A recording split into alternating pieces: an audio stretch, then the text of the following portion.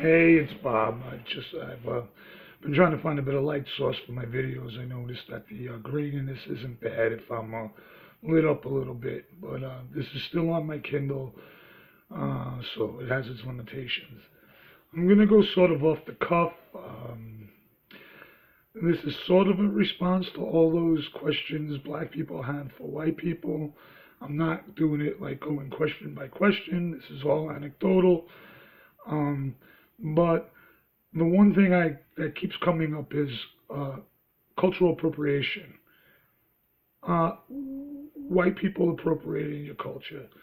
I'm going to start that by saying you mean the hip hop culture because that's really the only culture we appropriated. I mean, yeah, we play jazz music and fashion or whatever, but fashion is subjective. You can't really call that a white culture versus black culture because if you want to, most of the black culture fashion labels like FUBU and Sean John and all that came out of a reaction to them not wanting to wear the white designers' clothing because the white designers felt that black people were lowering the bar on their stuff by wearing it as streetwear when they wanted it to wear as affluence, and not just white affluence, but anybody who has affluence.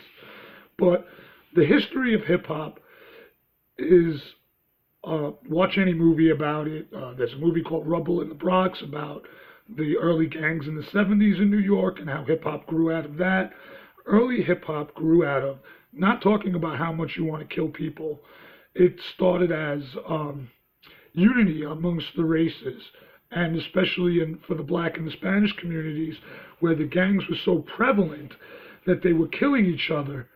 And so hip hop started along with breakdancing.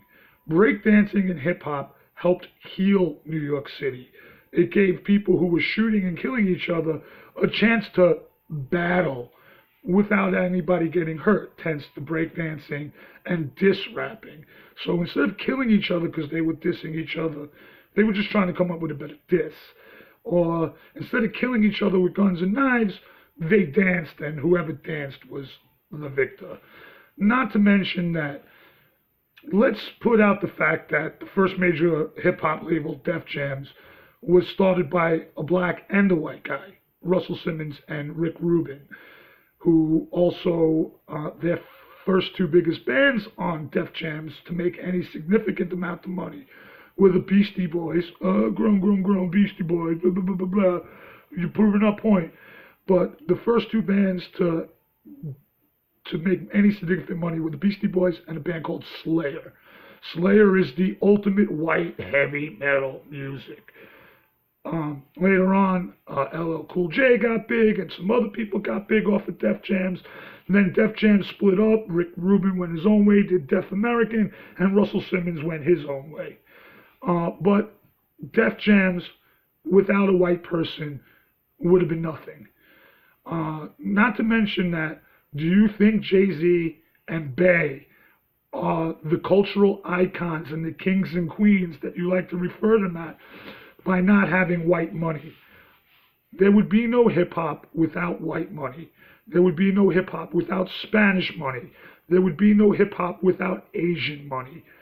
Because hip-hop, like every other music, is about capitalism. Okay? So the more people that buy your music and listen to it, the better off you're going to be, and the more your message is going to be spread. Not to mention that when you talk about, oh, there's indie rap songs and white people do black music, people have been covering each other's music for fucking years. White people, black people, doing whatever. Not to mention, rap is the ultimate cultural appropriation music. It started with people who had nothing, who took whatever they can to make it something. And if that doesn't make any sense to you, you can always wonder why Billy Squier, a white heavy metal guy from the 70s, is the biggest person making money off the hip hop movement now, because he is the most sampled person in hip hop.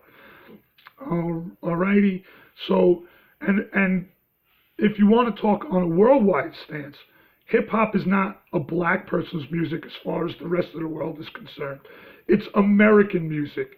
Hip hop is American.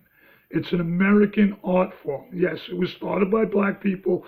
It is mostly dominated by black people. But when you look outside the America, the rest of the country sees hip hop as an American art form. They don't associate it with black or white for the most part. Okay? And if it wasn't for all these people's money either, that aren't Americans, that live elsewhere, hip hop would be nowhere also.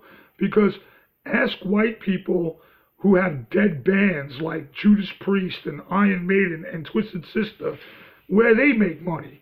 They make money in South America and in Europe. Now, you can't tell me South America is full of white people buying white music, okay?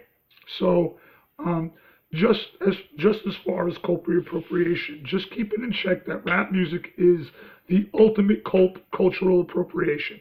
It appropriates things from everywhere, from all walks of life. Hence, the Wu-Tang Clan, okay? And in the beginning, white people were included in hip hop, and it was even about racial harmony. Hey, my name is Mel. I'd like to say hello to the white, brown, red, green, purple, and yellow. Okay? So, I'm not saying this out of meanness. I come off as a dick. I really want racial harmony. I'm not trying to go tit for tat. That's why I did not make one of those total response videos. But I do have one thing that black people might want to start cultural appropriating themselves. It's called snitching. Okay? The reason why white people and Chinese people, and even to a certain amount and extent the Spanish people's neighborhoods are a lot nicer, we work with the cops. We snitch out criminals. Okay?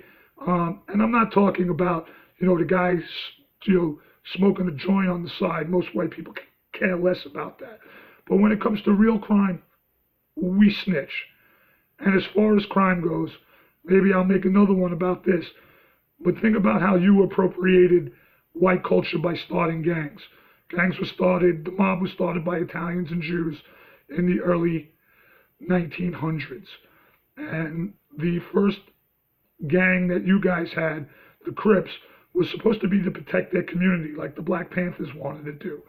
So the Crips went from protecting their own community to poisoning this whole country with violence, okay? And not just black people violence, because when you get into middle America and the flyover states, yes, all the white kids want to be Crips or Bloods. All right, thank you. Bye.